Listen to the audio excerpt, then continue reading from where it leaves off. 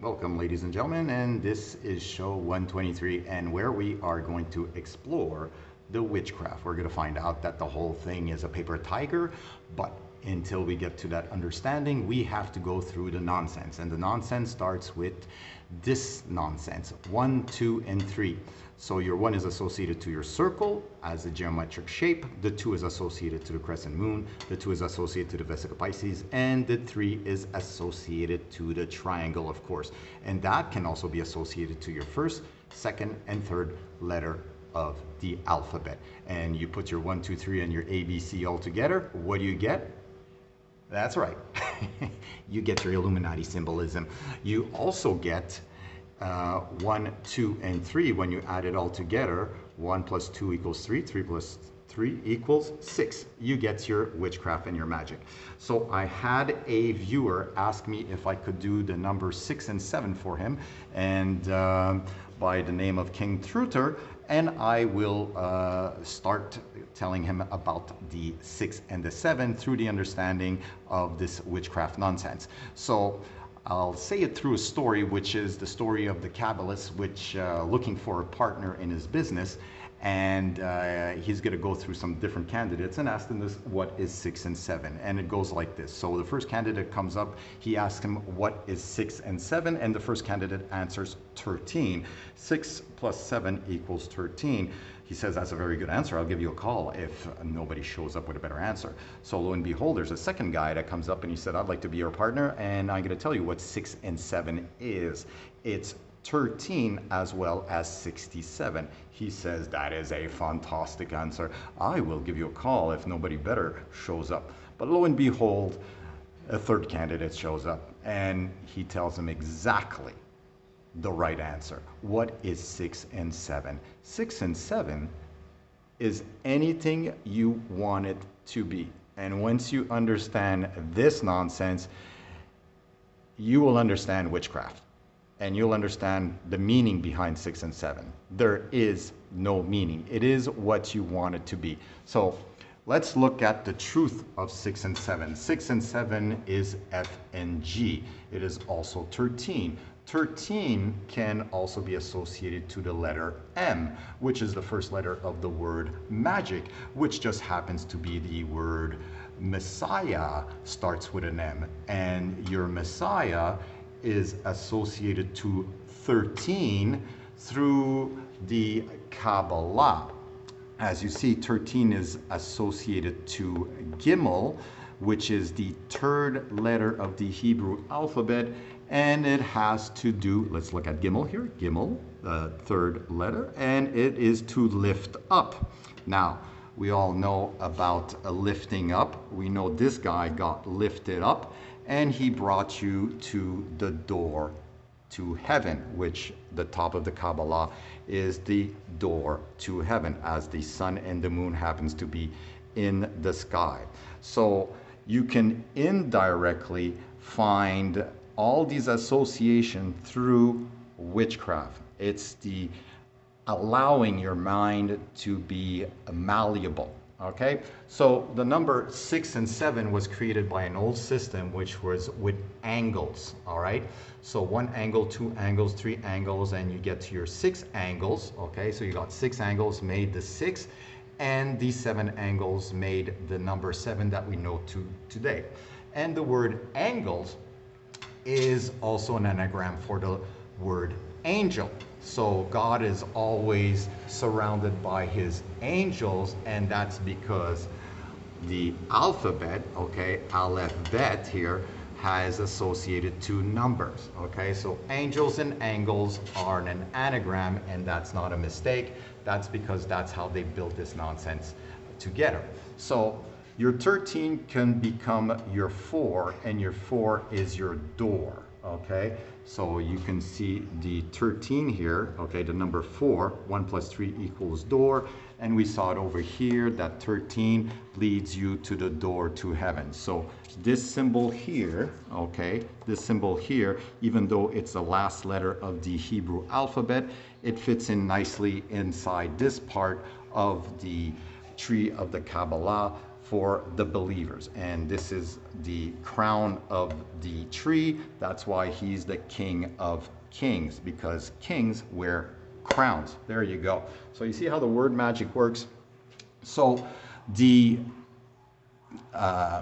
7, okay, and the 6 can also be associated to the nail and the hammer, okay, through the understanding that the 6 here is associated to the nail, and the 7 is a weapon and is drawn like a hammer. So it can either be a nail and a hammer, and we know who got the nail and the hammer. We got this guy over here. And 6 plus 7 equals 13. The 12 disciples plus Jesus, that was 13. He was the magician. So it also can be associated to Saturn, okay, the 6th day of the week, as well as the sun, the 7th day of the week, which happens to be Saturday and Sunday. And so that would associate it to Saturn and Sunday. Then you have the witchcraft, magic, and the 7 days of creation. So all this starts with your 6 and 7, and these are all true, okay? Either you like it or not, whatever you see this nonsense leads to, it's true, because 6 plus 7 equals 13, and 13, 1 plus 3 equals 4. It's true, but the real truth, okay, is the empirical truth. This is what we're after. What are they? They're pictograms. Everything I've shown you since the beginning are pictograms. And that is the empirical truth. The empirical truth of what you're seeing here, it's that they're pictograms. Go see the definition of pictograms, and it'll show you that it's cultural and it's malleable. So all these things, okay, that I'm showing is what you can associate 6 and 7 with through the idea that anything you want it to be. So 6 and 7 can be your cube inside of the Kaaba of the Mecca. This is the Kaaba of Allah. This is the 7th days of creation, okay, the lightning of creation. You have the cube, you will find it inside of the flower of life, and you can also find it in the middle of your hexagram, okay? So all this is true, but the empirical truth is that they're pictograms. So you got your 6, you got your 7, that's a symbol of 6 and 7, but now we're going to look into what this all is about. This is about control. Now we have to go over here. When we start understanding our pictograms, we have the Holy Bible here, where you have your cross, which is the 22nd letter of the Hebrew alphabet, and Aleph, which is the ox and is your God. It happens to be associated to God. The first letter of the Hebrew alphabet is associated to God. The word Bible is the Bible is a story of a pregnant woman, and the letter B was taken from the profile of a pregnant woman. Now you can see that the ox here, the word ox, is hidden behind, what's his name here, Jesus Christ, and you can see the 22nd letter of the Hebrew alphabet, and if you put them together like this, you will see ox, okay? And it just happens to be, and it just happens to be that the ox here has a circle on his head. So what is behind Jesus? He has a circle, and he is associated to the firstborn. Aleph, which is the cow here, is associated to the image of the invisible God and the firstborn. So all this is done through witchcraft. Okay, so here you got your little cross here inside of the tree of the Kabbalah.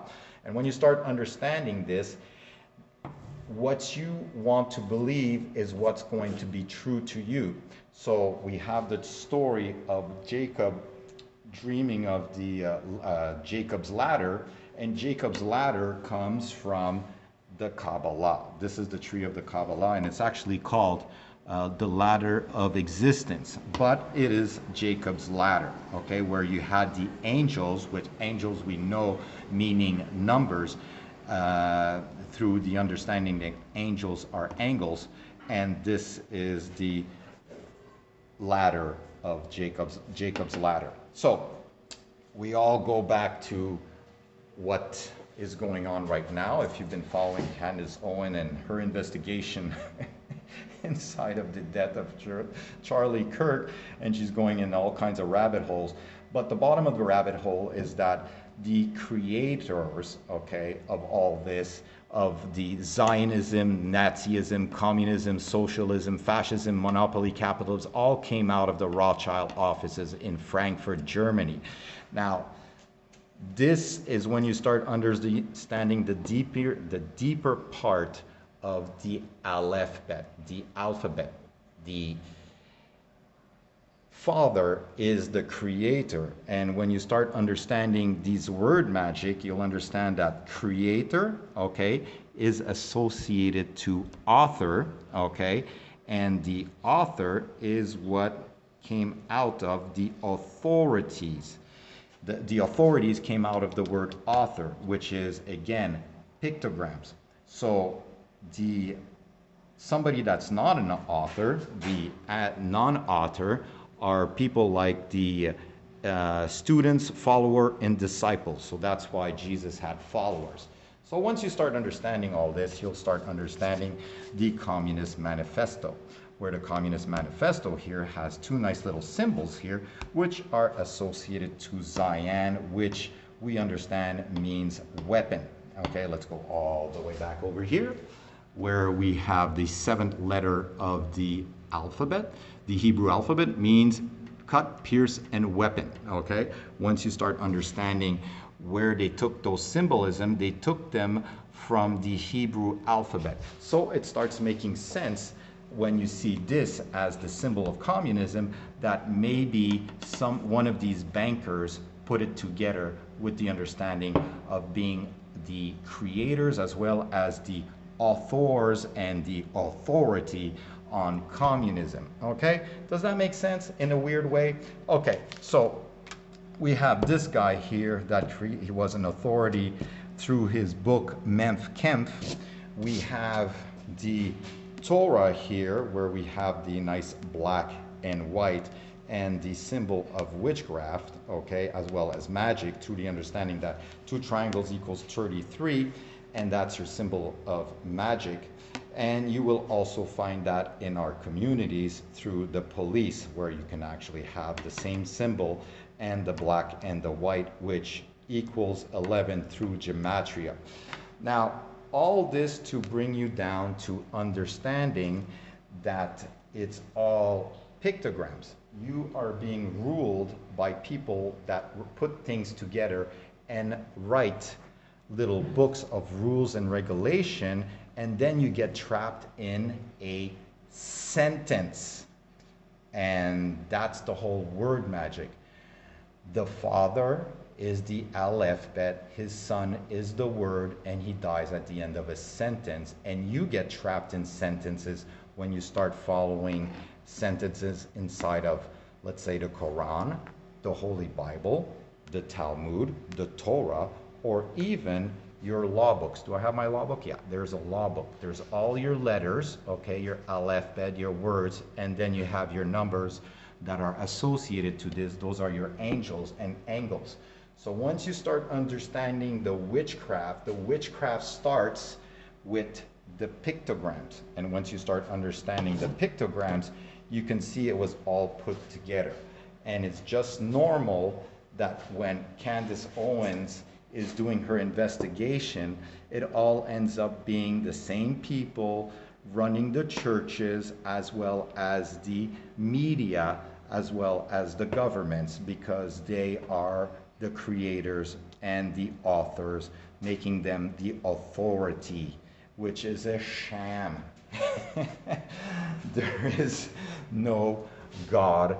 There's just this BS. Okay, it starts with BS and it finishes with the same BS. Okay, that's the last letter of the Hebrew alphabet, and that's why Jesus dies on the cross, because it's a big story. And as I said in the beginning, it's anything you want it to be. It's the empirical truth of everything you've seen is that they're pictograms. All this runs humanity. Millions of people died under this, as well as this, under this, and people are dying under this right now. And you can see the witchcraft. This is magic with a K. This is magic 33, 44, and it's all associated to witchcraft through the understanding of simple English gematria equals 666, and it equals witchcraft. So that's all you need to know. Have a great day.